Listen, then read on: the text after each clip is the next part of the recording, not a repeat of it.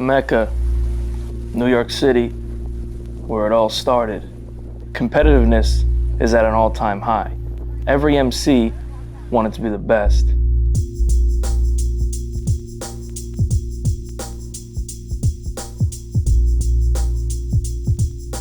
Second place wasn't an option. The game was so competitive. Every New York MC wanted to be the absolute best.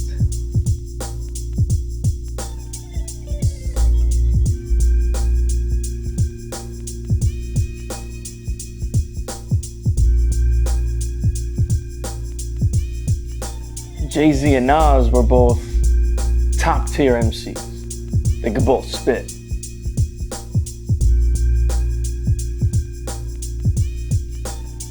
But when it came to selling records, they had a lot to prove.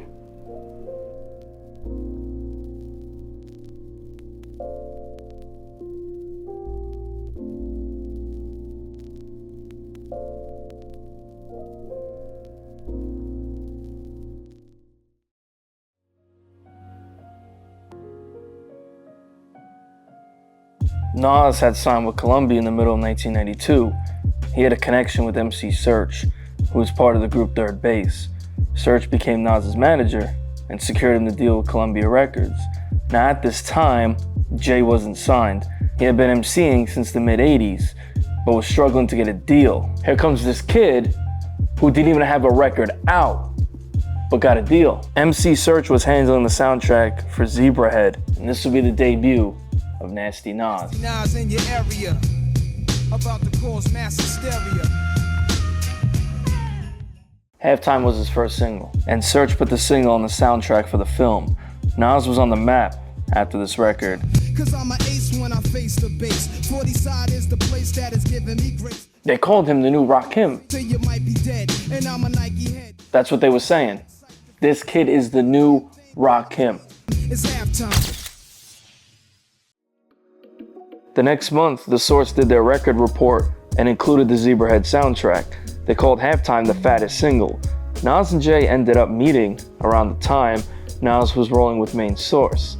The two were on the same tour and had met on the tour bus. Jay respected Nas as an MC, but Nas felt that Jay didn't like him from the jump. There was tension there right off the bat, like immediate tension between Jay-Z and Nas. Then in April '94, he dropped his debut album. Rappers are monkey flipping with the funky rhythm I be kicking. Musician. If there is a Bible for hip hop, Stillmatic. The world is yours. The world is yours. Nas had dropped an instant classic, 5 Mics in The Source. This is around the time Jay started establishing himself. Jay said, fine, you guys don't want to sign me, I'm gonna go start my own label. Rockefeller Records was born, and he wasted no time putting out records. In My Lifetime. The shooting stupid, I'm carefully plotting ways to make you rotten. Well, play hits until you don't forget. I Can't Get With That. Original rap, I'm making it slap. I'm hemming it up like that, stinging and striking and swinging it fat. Bring it back. Jay was making sure his debut was a classic. That was the standard. He wanted his album to be on par with or better than Illmatic. In late '94, Biggie dropped Ready to Die. 2 classics in the same year. Jay knew he had his work cut out for him if he wanted to compete with Big and Nas. In 1995, Biggie got the title King of New York in The Source. This imaginary crown that Biggie wore became a staple in New York City hip-hop. Every rapper wanted the crown for themselves. The best lyrics, the best album, the biggest hit records, all of it mattered. And Biggie was completely crushing everyone in those categories. New York hip-hop was going through a change. The classic sound of pure New York hip-hop was fading. The new subgenre that was trending in hip-hop was Mafioso, made popular by Cool G Rap. A lot of big names were modeling themselves after famous mobsters and rapping about subject matter that would relate to the mafia. Both Jay-Z and Nas would adopt the Mafioso style, as Jay ditched the fast flow he had and Nas ditched his hardcore hip-hop style to sound more commercial and sell more records. Nas had begun working on his second album in 1995 while Jay was still perfecting his debut.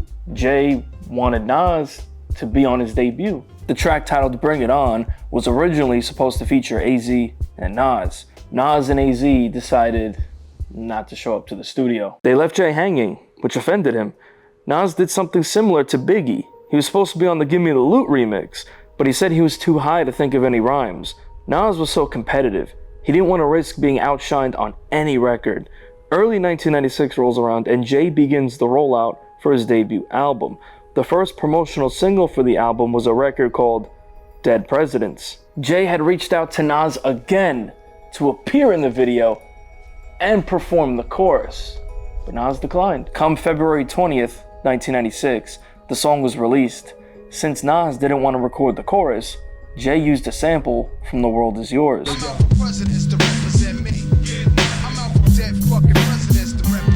I'm out for presidents to represent me. Say what? I'm out for presidents to represent me. I'm out for presidents to represent me. I'm out for presidents to represent me. Nas didn't like that. And this is when the friction would begin. I'm out for presidents to represent me. I'm out for dead fucking presidents to represent me.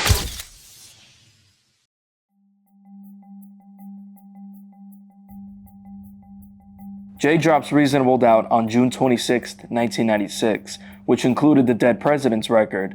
There's also a track, Feelin' It, where Jay mentions Nas' song, Life's a Bitch. Transactions illegitimate, cause life is still a bitch, and then you die, but for now, cause life's a bitch and then you die. Life's a bitch and then you die. The next week, Nas drops his second album, It Was Written. A lot of people called Nas a sellout for transitioning to the Mafioso style. The opening record, The Message, Nas took a shot at Jay. 20 G bets, I'm winning them. Threats, I'm sending them. Lex with TV sets the minimum. Lex with TV sets the minimum. Jay was known for having TVs in the Lex. Ironically enough, Jay drove a Lexus in the Dead Presidents music video, the same video that Nas declined to be in and had his voice sampled in it. It was a clear shot at Jay. Nas later claimed that Jay inspired the line, and it wasn't a shot. Throughout the majority of that record, Nas was going at Big on that record. Seeing Jay and Big work together on Reasonable Doubt might have rubbed Nas the wrong way, being that Nas saw Biggie as his biggest threat and wanted that crown. Despite this being Nas's biggest album commercially, fans and critics thought it wasn't on par with Illmatic. Nas was now all of a sudden doing mafioso rap, drinking champagne and wearing shiny suits. Hip-hop purists thought he was a sellout, going under the alias Nas Escobar, derived from Pablo Escobar. But it was working. He quadrupled his sales in the first week from Illmatic. In November of '96, basketball star Shaquille O'Neal dropped his album You Can't Stop the Rain. There's a record on here called No Love Lost, with Lord Tariq and Jay-Z. Trackmasters, Poke and Tone, actually produced the record. Poke and Tone were signed to Columbia Records, the same label that Nas was signed to. Somebody took Shaq off the record and put an unheard Nas verse on the record, and it would be bootlegged under the name Analyze This, giving birth to the first unofficial Jay-Z and Nas collab. In summer of '97, Rockefeller reached a new 50-50 partnership and distribution deal with Def Jam. Come November 4th, 1997, Jay released his second album, In My Lifetime, Volume 1. On the record, Rap Game, Crack Game, Jay sampled Nas again. Somehow the rap game reminds me of the crack game. The type of nigga who be pissing in your elevator. Somehow the rap game reminds me of the crack game. Use the sport valleys. The most notable song on the album, Where I'm From, Jay would mention Nas by name. from with niggas, pull your card and argue all day about who's the best MCs, Biggie, Jay-Z, and Nas. Who's the best MCs? Biggie, Jay-Z, or Nas? Nas took this as Jay putting him last, so he perceived this as a diss. Then there's the track The City Is Mine, which would be a single in February '98. The title is self-explanatory. Jay is saying, look, Big isn't around anymore, so I'm the king. New York City is mine. Hatred is few, just give me a sign, and I let the world know that the city is mine. What? There was already this underlying competition going on between Jay and Nas. Everyone felt it. And these three records, again, rubbed Nas the wrong way. At the time, in late '97, Nas was tied up with building up his crew, The Firm. They had recently signed with Dr. Dre, and they had put out their debut in October. The album was looked at as a dud. So now you've got people saying that Jay was surpassing Nas. The firm is interesting because Foxy Brown and Jay had done a record together, Unreasonable Doubt. Foxy Brown is the cousin of DJ Clark Kent, who produced a lot of Jay's shit. The Trackmasters were the ones who discovered Foxy and put her on LL's I Shot Ya record in '95.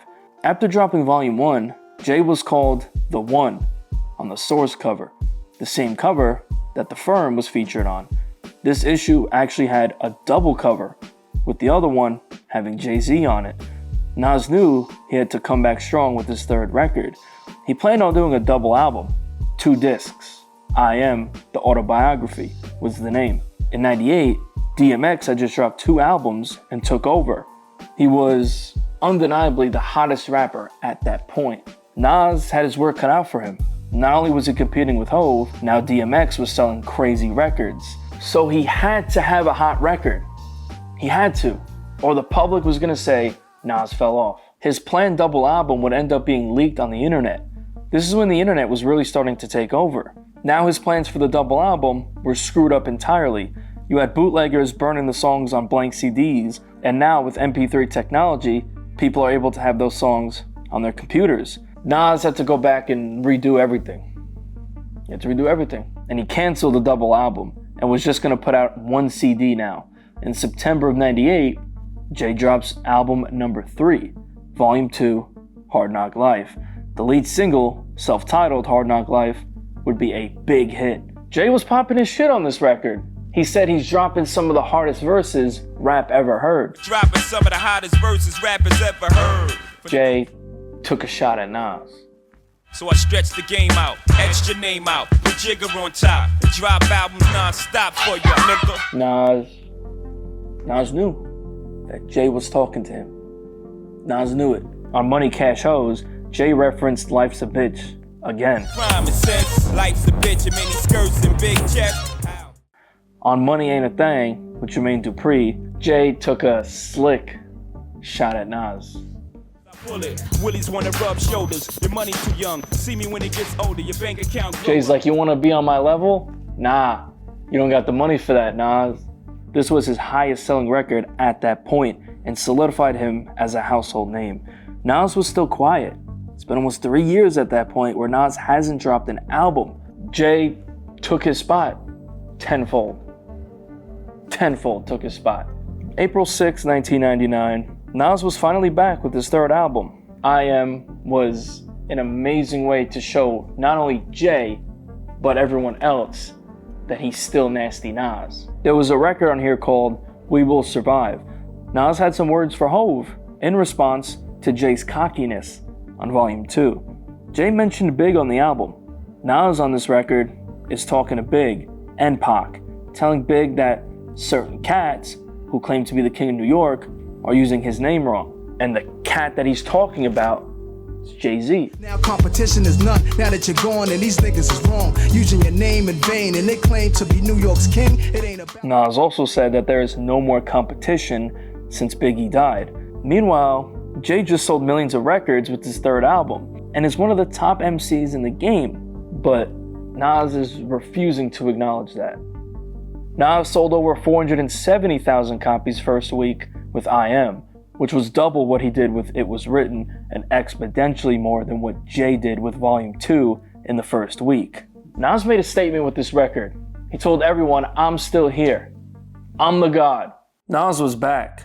In the summer, on June 9th, 1999, Memphis Bleek dropped the first single for his album, Memphis Bleek Is. The record sounded similar to Nas's record, Nas is Life.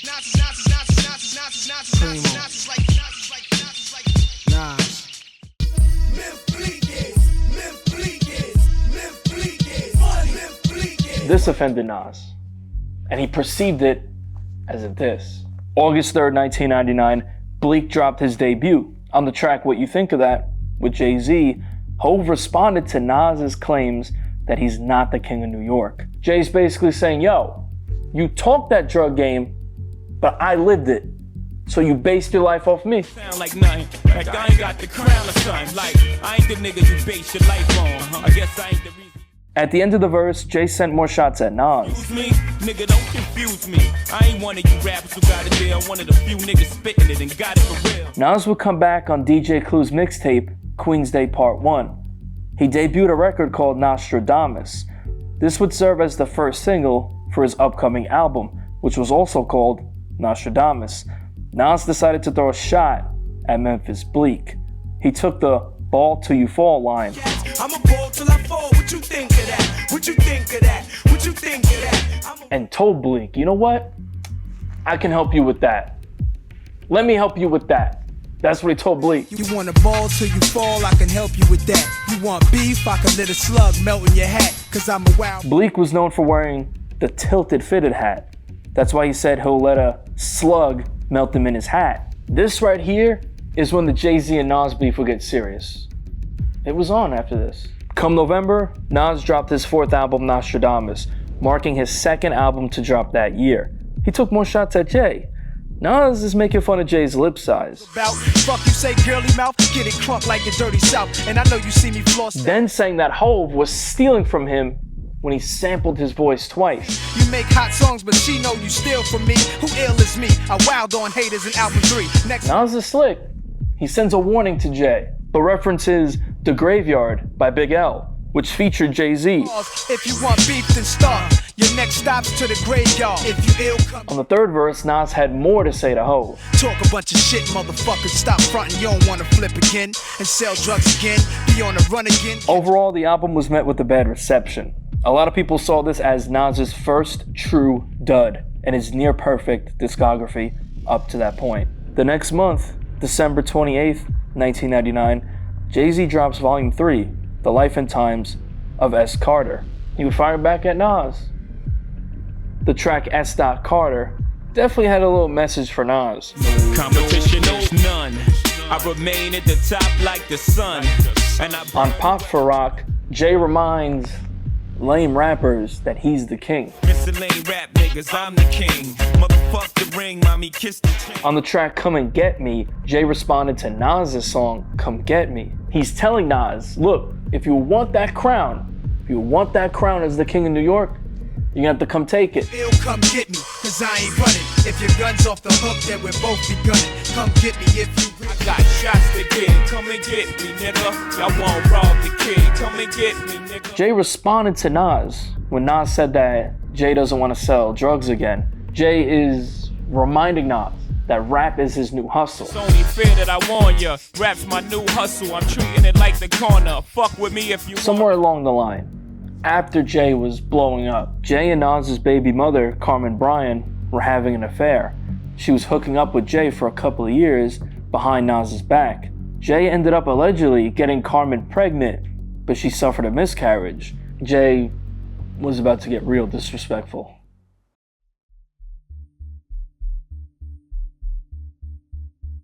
On the track Is That Yo Bitch, on verse 2, Jay was subliminally airing out the whole situation with Nas's baby mother.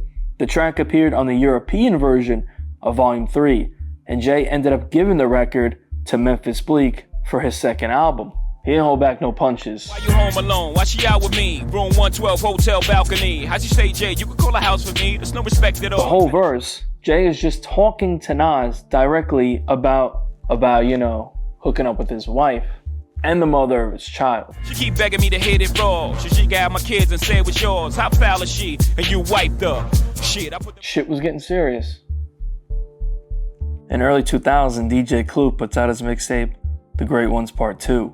Nas had a freestyle on here called Eye for an Eye. Shots, shots, shots. One-dimensional, your level is second grade, you on top. What? Copy and fuck, I said it first, you repeat it, your false crown. So I stretch the game out, etched your name out, with Jigger on top, and drop out. You running like a bitch with his tail between his legs. Wanna be God, you just the next rapper to die. Fucking with Nas.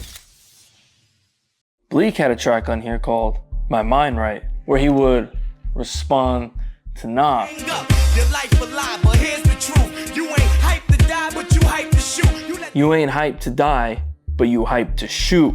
Bleek saying Nas doesn't live what he raps, while also referencing Hype Williams, who shot a lot of music videos for Nas and directed the movie Belly.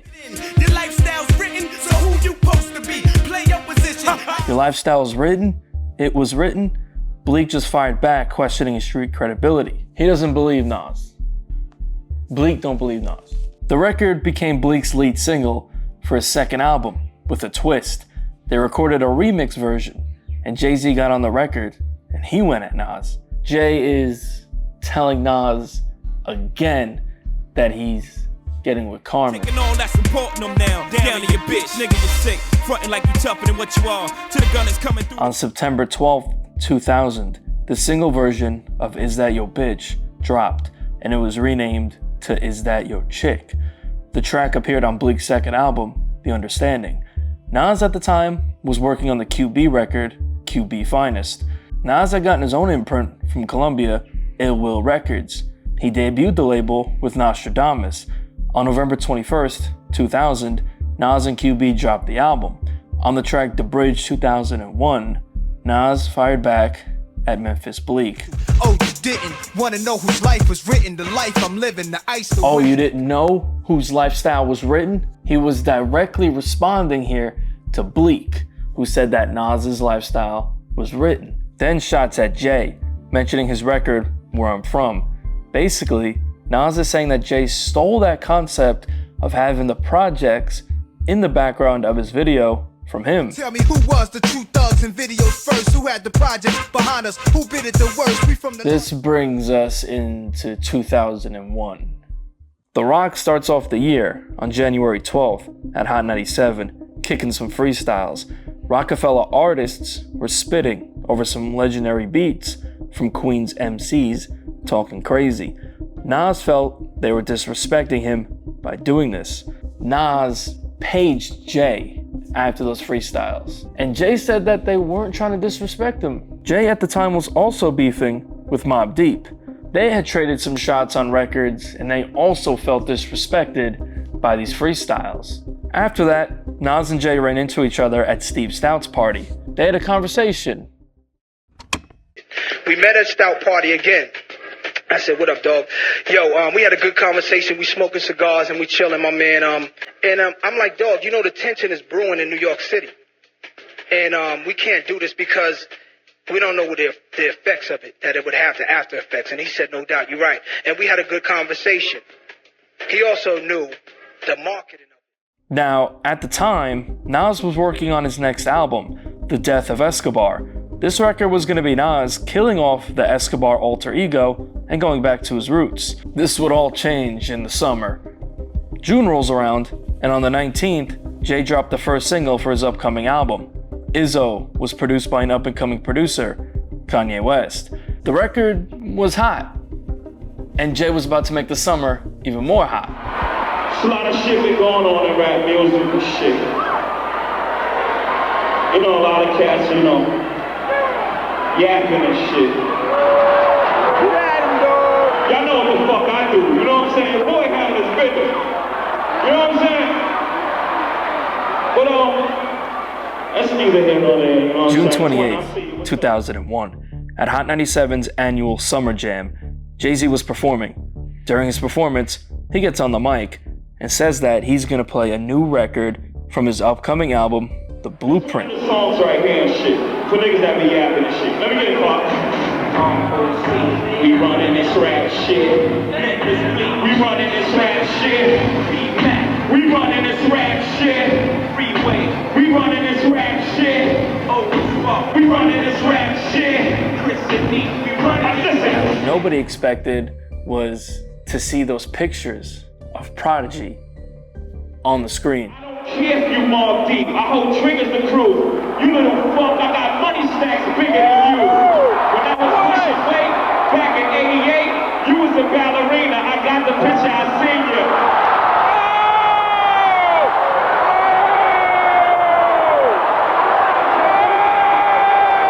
At the end, Jay has a warning for Nas, and this is when it was officially war. Your whole album sold in my first week. You guys don't want it with Ho. Ask Nas, he don't want it with Ho.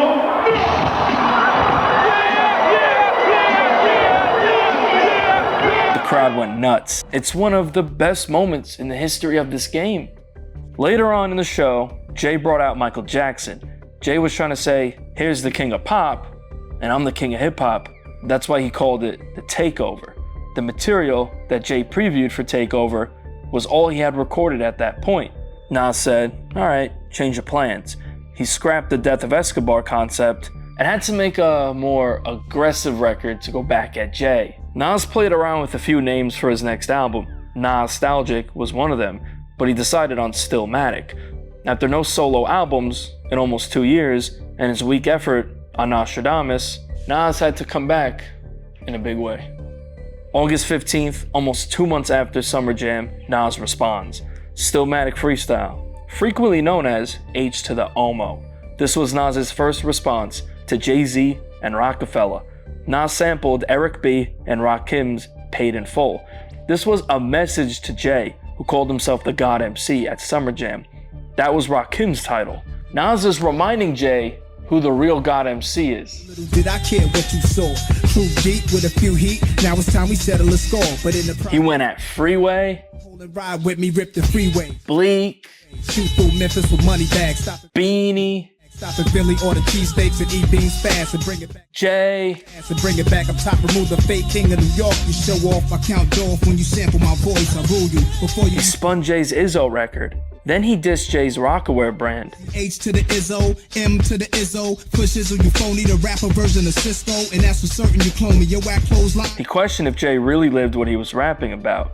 He told Jay that the stabbing incident with Lance on Rivera was his first case. Nas was back. Me with your fake coke rhymes and no times that never took place, you liar. Was your first court case. You had no prize, you mastered. September 11th, the towers come down, and Jay drops Blueprint. The full version of Takeover is officially released with added verses. Jay went in on Nas. Nas modeled for Carl Kanai and Willie Esco. Use the fag model for Carl Kanai, Esco ass. Went from nasty Nas to Esco's trash. Had a spot. More shots, calling Nas a fake thug. Only so long fake thugs can pretend. Nigga, you ain't live it, you witnessed it from your folks' pad. You scribbled in your In Washington, D.C., in the early 90s, Jay and Nas were on the same tour with Large Professor's group, Main Source. The show got cut short by the promoters, and fans weren't happy about it. The fans were so mad that they followed the rappers back to their bus. Jay-Z decided to pull a Tech 9 machine gun from his duffel bag. Jay says that he showed Nas his first tech, and then after that incident, Nas went and rapped about the tech on his record, Represent. Multiple sources have confirmed that this event did in fact happen, but what isn't confirmed is if this was Nas's first time seeing a Tech 9. I showed you your first tech on tour with Large Professor. Then I heard your album about your tech on the dresser. So Pulling the tech out the dresser. Police got me under pressure. Then the classic line about Jay sampling Nas's voice. yeah, I sampled your voice, you was using it wrong. You made it a hot line, I made it a hot song. This was a response to the Stillmatic freestyle, where Nas claimed he made money from Jay sampling him. Jay says, no Nas, you didn't make shit. I paid Searchlight Publishing, not you. York, you show off, I count off when you sample my voice. I rule you before you used to. And you ain't get a coin, nigga, you was getting fucked in. I know who I paid, God, Searchlight Publishing. MC Serch, who is the head of Searchlight Publishing, said that this line isn't true at all. Jay then undermines Nas's discography up to this point, claiming that Illmatic was his only hot album. Two of them shits was due. One was nah, the other was Illmatic. That's a one hot album every 10 years. At the end of the verse, Jay hints at revealing details behind his affair with Nas's baby mother, Carmen Bryant. Cause you know who, yeah, you know what, well, you know who. Yeah. Just keep that between me and you. After the events that took place on September 11th in New York City, music was on pause. The public was already claiming that Jay was the winner over Nas. People thought Nas's career was over, and they counted him out. Jay shipped over 427,000 copies in the first week for the Blueprint. The album got an amazing reception, earning 5 mics in the Source, and is regarded as one of the greatest albums ever created. Jay was living up to the title and really taking over. Nas was in trouble. He knew he had to come back strong with his response diss track to Takeover. He ended up recording a record called Ether, The first version of the record was produced by Swizz Beatz. Nas laid down the wax over the Swizz joint. He would finalize the album and was about to send it into mastering, but he ended up making a phone call at 2 a.m. to Steve Stoute. He invited Stoute to the studio to hear the diss record. Steve said that this version of Ether sucked, and if it came out, Nas's career was over. The only trace we have of the record is some of the lyrics online. Steve Stoute ended up giving Nas a beat by Ron Browns, which is the beat to Ether we all know. Nas recorded the second version of Ether, which is said to have some pretty fucked up lines in it.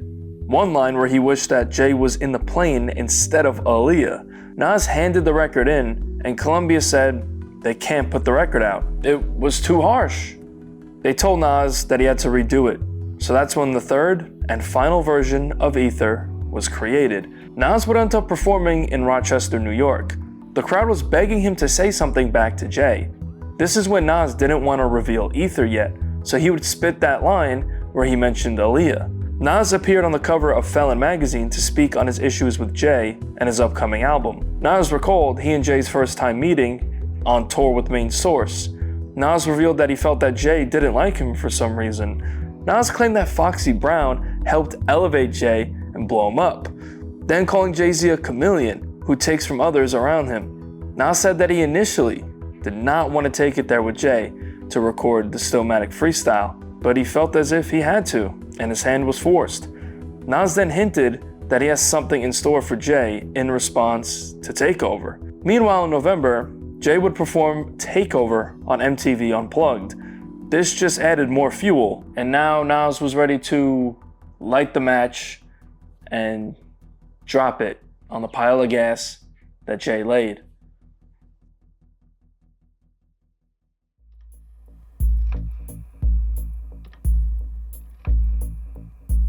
December 4th, 2001. On Jay-Z's 32nd birthday, Nas would premiere Ether on Hot 97. He took Jay's I Will Not Lose line that he used on records like You Don't Know. Motherfucker will not lose. With your soul like ether, teach you the king, you know you. Godson across the belly, I prove you on Where I'm From, what did Jay say? All day about who's the best MCs, Biggie, Jay-Z, and Nas. Nas is like, nah, you ain't included. It's Pac, Nas, and Big. Who's the best? Pac, Nas, and Big. Ain't no best. Nas referred to Jay as Judas, who was known for betraying Jesus. Basically, Nas is saying Jay and all the fans betrayed him by counting him out. Y'all chapters, but now I keep my eyes on the Judas. With the wine, Sophie fame, kept my name in his music. Nas opened up the second verse, speaking further about how fans thought he was finished after Takeover. Over, left for dead, distant, forgotten, luck ran out. They hope that I'll be gone, stiff and rotten. Y'all just piss on. Nas said that when he heard Takeover, he said, okay, I'm gonna load up the ammo. This Jay-Z and Cockefeller records wanted beef. Started cocking up my weapon, slowly loading up this ammo to it. Boogie Down Productions had a record called Ghetto Music, the blueprint of hip hop. So Nas says that Jay bit the blueprint title from KRS-One. When KRS already made an album called Blueprint. On Jay's record, Hola Jovito, Jay said that if he ain't better than Big, then he's the closest one. And if I ain't better than Big, I'm the closest one. So move over. Nas had a problem with Jay saying that. First, Biggie's your man, then you got the nerve to say that you better than Big. Dick sucking lips. Nas responds to a lot of what Jay said on Takeover. When I was pushing weight back in 88, you was about correctly. In 88, you was getting chased to your building, calling my crib, and I ain't even give you my numbers. I showed you your first tech on tour with Large Professor. Then I wearing jazz chains, no text, no cash, no cars, no jail bars, jigger, no pies, no. Nigga, switch up your flow, your shit is garbage. You trying to kick knowledge? Your niggas gone. Ask me if I'm trying to kick knowledge. Nah, I'm trying to kick the shit you need to learn though. That ether, that shit. This whole verse, Nas just unleashed. What you think you getting girls now cause of your looks? Negro, please. You know mustache having. That same day, Nas premiered another record, Got Yourself a Gun. He went at Jay on this record too. My first album had no famous guest appearances. The outcome, I'm crowned the best lyricist. What Nas is saying here is that Jay had a lot of features on Reasonable Doubt. unlike Illmatic, which only had AZ appear on it. Many years on this professional level. What would you question who's better? The world is still mine. Tattoos real with Nas dropped an atomic bomb on Jay, and now the world was wondering how Jay was gonna respond to these records. I got myself a gun. Brooklyn, stand up. A week after Ether premiered, Jay came back with another diss record, Super Ugly. This is not beef, this is rap, homie. I don't have a scratch on me. You feel Jay soft, rip Jay off. Jay used Nas's Got Yourself a Gun beat. Jay referenced Nas wearing a pink suit in the Street Dreams video. Niggas with pink suit trying to get cute. You a little out of line, homie. Don't let the nine, homie, put you out your mind. He claimed that at the 2000 Source Sound Lab, himself, Bleak, and Beanie pulled up to confront Nas, but Nas allegedly left the building. Little lies, I kick my real facts like you sneaking out the back of the Source Sound Lab. We wasn't chasing you. Jay then spins Nas's lyrics on Got Yourself a Gun. You know the kid got his chip too fixed. Hair parted with a barber's. Niggas will tie you up on the Coliseum roof and open beer bottles off the void chip too. Look here. I'm the N, the A to the S-I-R. And if I wasn't, I must have been Escobar. You know the kid. I'm the J, the A to the fuck this broad. This nigga never sold aspirin, how he Escobar. There was a rumor that Nas got robbed for his chain while on the West Coast and had to get it bought back for him. Had to buy your chain back last time you got robbed. The nerve of this coward nigga, oh my god. And I know rap. Then we get into the second half, where Jay airs the dirty laundry, as he called it. Me and the boy AI got more in common than just ballin' and rhyming. Get it? More in common. I came in. Allen Iverson and Carmen Bryan allegedly had an affair, so Jay was now airing that out on the record. Came in your Billy back seat, skeeted in your Jeep, left condoms on your baby seat. Here, nigga, the gloves is all. This was disrespectful, man. And since you infatuated with saying that gay shit, guess you was kissing my dick when you was kissing that bitch. Nasty shit. Jay really took it there and aired out his affair with Carmen. You thought I was boning Renette. You calling Karma 100 times, I was boning her neck. You got a baby by the bra, you can't disown it. The day this record premiered, Angie Martinez at Hot 97 posted a poll for listeners to vote who won between Super Ugly and Ether. Super Ugly received 42%, while Ether took the win with 58%. Now, Jay was actually on his way to do an interview with Angie up at Hot 97. Jay's mother, Gloria Carter, was not happy about the Super Ugly record and told Jay to apologize. And that's exactly what Jay ended up doing. You know what I'm saying? And I felt that it was warranted. You know what I'm saying? It was, the disrespect was met with the disrespect, but I'm really sorry for the other people involved. The other people involved. Because it was either that or we would see each other somewhere and it would be like, I don't know. New York City had declared Nas the winner. Now the tides changed and people thought Jay's career was finished. Days later, Jay would premiere another record on Hot 97 titled Don't You Know. This was the original version that would later appear on the soundtrack to the Rockefeller Records film Paid in Full. On the original version that Jay premiered, he went at Nas on the third verse. I think that he's pop because the tattoos he got in the videos he shot. Jay tells Nas that he should get Hova's son tattooed across his belly instead of God's son. You should have got Hova's son across your belly. Now tell me, have I lost already? The whole crew can hate me now. This version of the record only ended up playing once on the radio and was never played again. Nas would clown Jay for this record on the radio. After I put out Ether, Jay made 2 records, ladies and gentlemen. He made 2 records. One was so garbage that it played for one night and never played again, and nobody ever talked about it. He called himself European Jay. He called himself a European in the beginning of the record. Correct. And that's very correct. December 18th, Nas drops his first album in over 2 years, Stillmatic. There were shots at Jay throughout the record. Y'all got there, but y'all ain't get it all. I want my style back. Hate to see y'all playing. It's the rap repo man. To them they plan was to knock me out the top of the game, but I overstand. They truth is all. On the record You're the Man, Nas has some words for Jay. Nas claims that Jay came into the game with his style. I spotted my enemies trying to do what I do. Came in with my style, so I followed you.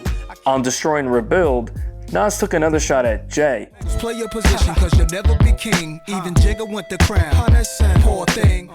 On the record Rule, Nas is saying that he could take on any rapper lyrically. For the world, for the kid, none less. Popping any rapper's head off his shoulders, no contest. The same day Nas dropped Stillmatic, Jay dropped the MTV Unplugged album. There's a hidden bonus track on here called People Talkin', where Jay dissed Nas again. He took Nas's lines and responded to them. Gave y'all chapters, but now I keep my eyes on the Judas. I refuse to lose, I peep you creeps 3 months in advance. I see right through you, Judas. Swing. Your arms too short to box with God. I don't kill soloists, only kill squads. Fame went to their head. Damn it, man, this is a gift from God. This ain't happenstance, and your arms are too short to box. Nas had come back in the perfect way, dropping an instant classic. The source gave Stillmatic 5 mics, which was Nas's second time receiving 5 mics. The majority had crowned Nas the winner in the beef with Jay, but Jay wasn't gonna go out that easy. March 26, 2002, Jay-Z and R. Kelly came together to drop their collab album, The Best of Both Worlds. On the self-titled track, Jay's basically saying that he ate that Ether record, and it's not gonna stop him. P. Cutter then drops his mixtape Street Wars 3. The tape included a diss record by Carmen Bryan herself called Carmen's Got a Gun, directed towards Jay. You ain't make a sound. I know the real reason, ho, why you don't be around. Cause you ass and your men's do. In April of 2002, Nas lost his mother, who passed away after her battle with breast cancer. This inspired Nas to begin his next album, God's Son. Nas didn't like how Jay was still throwing shots on the record with R. Kelly while he was taking care of her. So we had something crazy planned at Summer Jam. June 26, 2002, Nas was gonna headline Summer Jam. Nas planned on leaving a mannequin of Jay-Z on display. Now, I can't really say what Nas was gonna do on YouTube, but they ultimately told him, no, you can't do that. So Nas walked out of the venue and didn't perform. The crowd was outraged that Nas didn't show up. They were chanting, "We want Nas," but no Nas. The same day, Nas went to Power 105.1, which is the rival of Hot 97, and he dissed Hot 97, revealing why he didn't perform. Nas said, "Y'all let Jay do Summer Jam last year and diss Mobb Deep and himself, but now that he wants to diss Jay back, it's a problem." He thought they were protecting Jay. This is also where the Nas and Cameron beef would be born. You know, Cam at the time just signed with Rockefeller, so Nas had some comments about Cam's recent record. Nas the next day did an interview with Wendy Williams, a legendary media personnel in hip-hop. Nas would bring up the allegations that came out about R. Kelly earlier in the year. Nas brought this up to throw dirt on Jay for doing the Best of Both Worlds record with him. Kelly video that everybody's talking about, made fun of it, and said, yeah, Jay's hanging out. When Jay and them was in there doing Best of Both Worlds, you can't tell me Jay didn't see a 14-year-old girl come in the studio. You can't tell me, you want to here tell me that working on that album, that he ain't never seen no 14-year-old girl come in the vicinity? My belief is that anybody who's worked with him and been in his cypher has seen it go down. You seen it? At the time, Nas was becoming real close with Ja, Irv, and the rest of Murder Inc. It was heavily rumored at the time that Nas was signing to Murder Inc. Jay used to be close with Ja and Irv Gotti, so he felt betrayed and stopped talking to them. This is something Irv would later regret. Nas never ended up signing any formal deal with Murder Inc. On August 5th, 2002, the Pledge remix drops with Ja Rule, Ashanti, and Nas. Nas was really aligning himself with Murder Inc., and he would throw some shots at Jay on the record.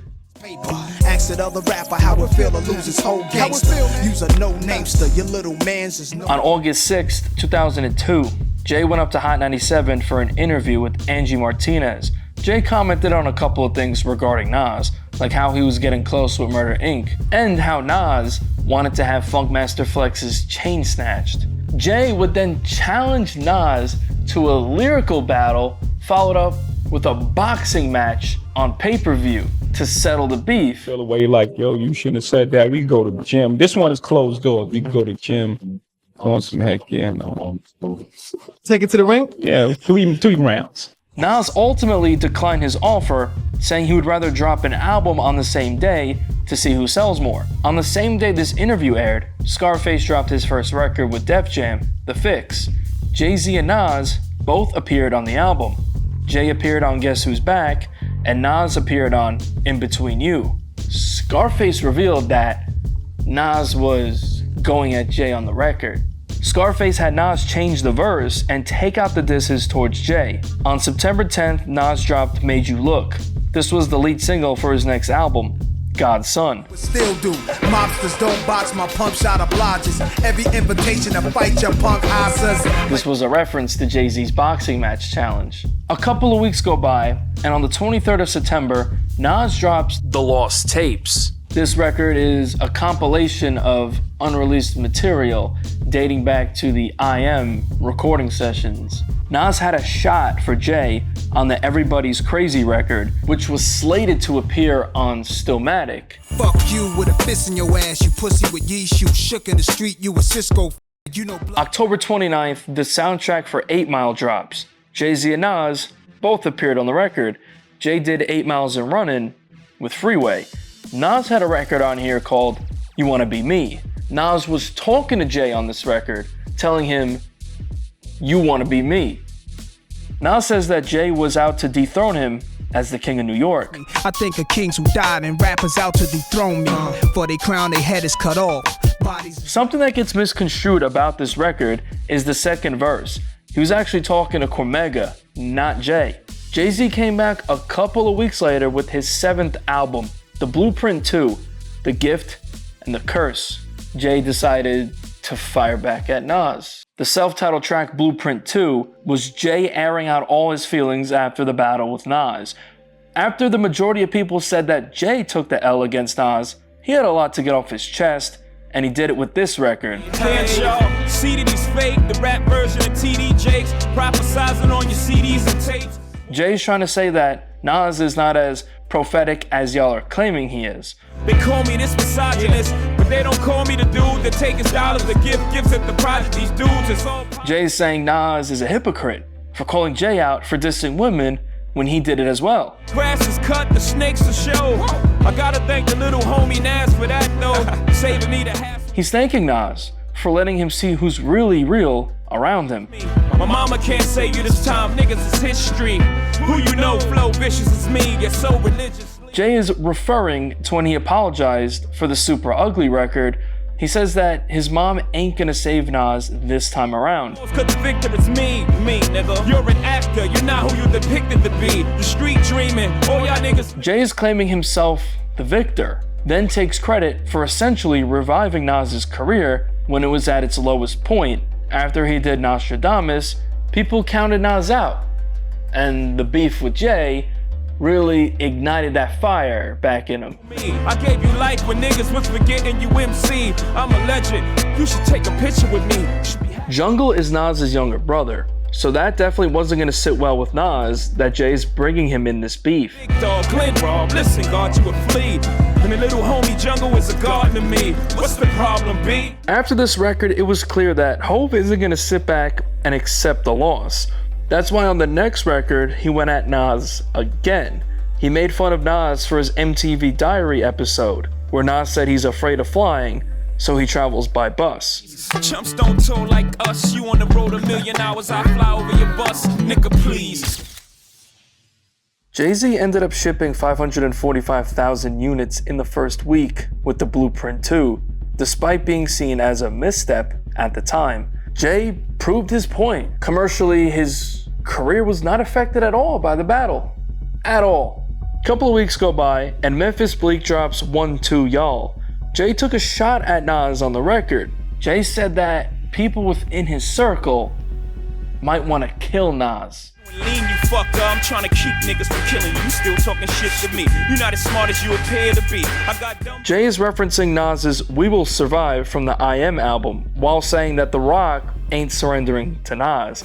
And we will not surrender, and we will survive. Turn out your lights like Teddy Pinter. A month later, Nas drops God's Son. He responded to Jay on the record, last real dude alive. Y'all still tripping off the jigger shit.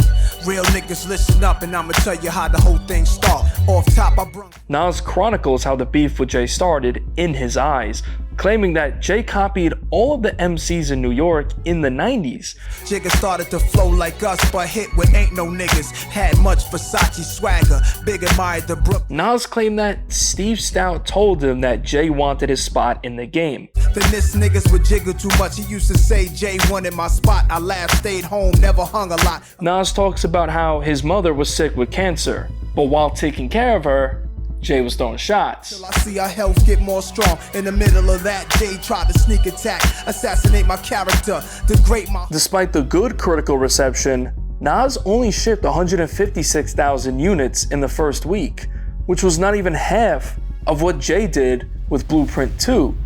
Despite being seen by most as the loser in the battle, Jay was still the more popular artist out of the two. I was Scarface, Jay was Manolo. It hurt me when I had to kill him and his whole squad for Dolo.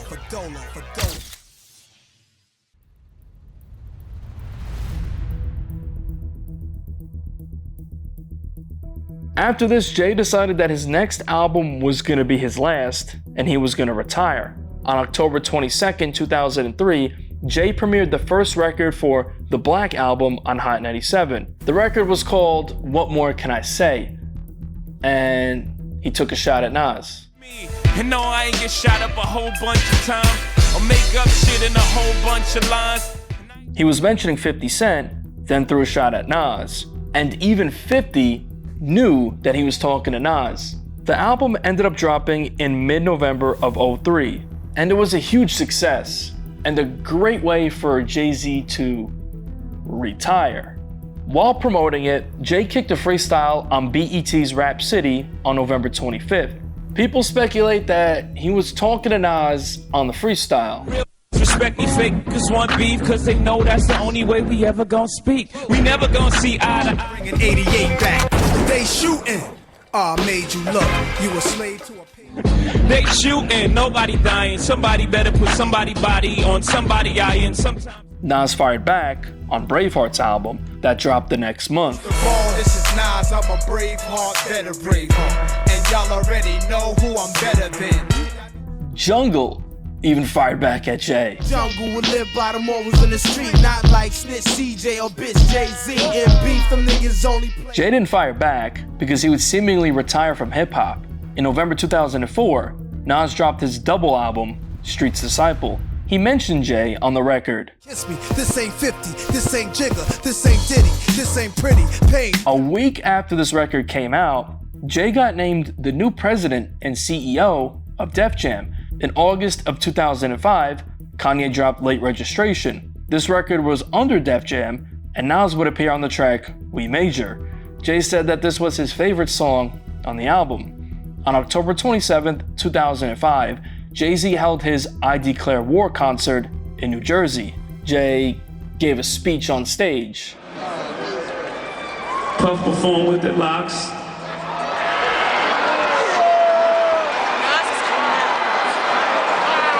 T.I. performed with Jay-Z.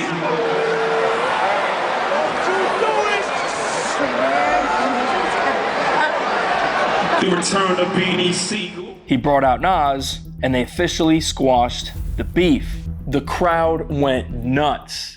So you know what I did? You know what I did for y'all, for hip-hop? I said, fuck that shit. Let's go, Esco.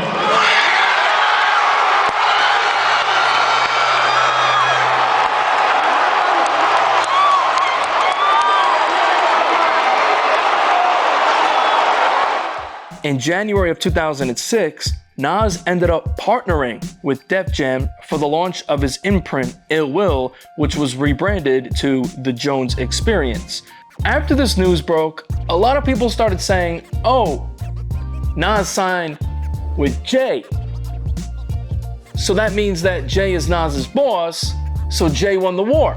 This actually wasn't the case, and Jay would clarify that he did not sign Nas, but partnered with Nas in the MTV All Eyes on Jay-Z and Nas special just a month after the news broke. So, are you concerned with the appearance that Nas scored well in the battle, but he just signed to Jay? Jay wins the war. Not at all.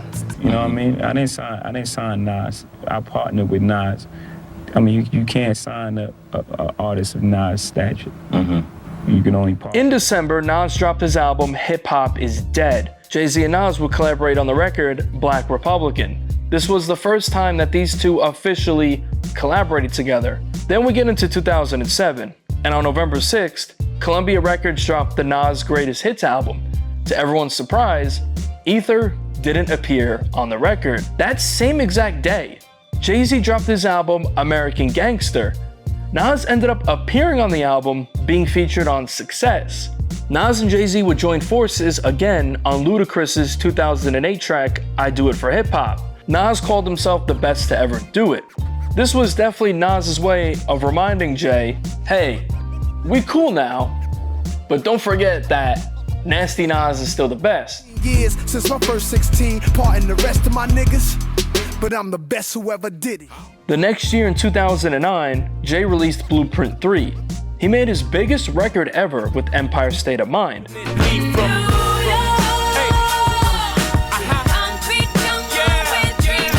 I've seen some people accuse Jay of stealing the idea to make the record with Alicia Keys from Nas, who made NY State of Mind Part 3 with Rakim and Alicia Keys years prior in 2003.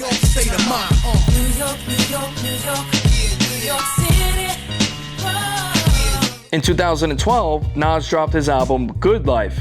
Originally, Nas wanted to get Jay on the track Daughters, but conflicting schedules got in the way of the collaboration. In 2013, Jay dropped Magna Carta Holy Grail. Nas would be featured on the record BBC, which is short for Billionaire Boys Club. After this, people started noticing a trend where Jay was dropping really close to Nas. June 15th, 2018, Nas dropped his album Nasir. This was Nas's first release after a 6-year hiatus. The very next day, Jay and Beyonce surprise dropped their debut album as The Carters super duo. 50 Cent was very vocal about how he felt, as if Jay was trying to step on Nas's release. In April 2019, Jay-Z and Nas performed alongside each other at Webster Hall. Fast forward, July 19th, 2019, Nas drops The Lost Tapes 2. What dropped the same day? The Lion King The Gift soundtrack, produced, curated, and mostly performed by Beyonce. Fast forward, August 21st, 2020, Nas drops King's Disease. That same day, Pharrell and Jay-Z dropped the single Entrepreneur. You can see why people like 50 Cent think that Jay is trying to step on Nas's releases. In April 2021, Jay and Nas found themselves collaborating again on DJ Khaled's record Sorry Not Sorry. In late 2022, Nas was rolling out King's Disease 3. On November 9th, he would reveal the track list for the album. That same day, Jay's longtime engineer, Young Guru, posted this photo of Jay-Z showing off all his Grammys. Jay was like, I see what you're doing, Nas, but you ain't got this. 2 days later, Nas dropped King's Disease 3, and he reminisces on the beef with Jay-Z. Decide to win the Range Rover, dissecting bars from Takeover. Sometimes I text over like, nigga, this ain't over, laughing.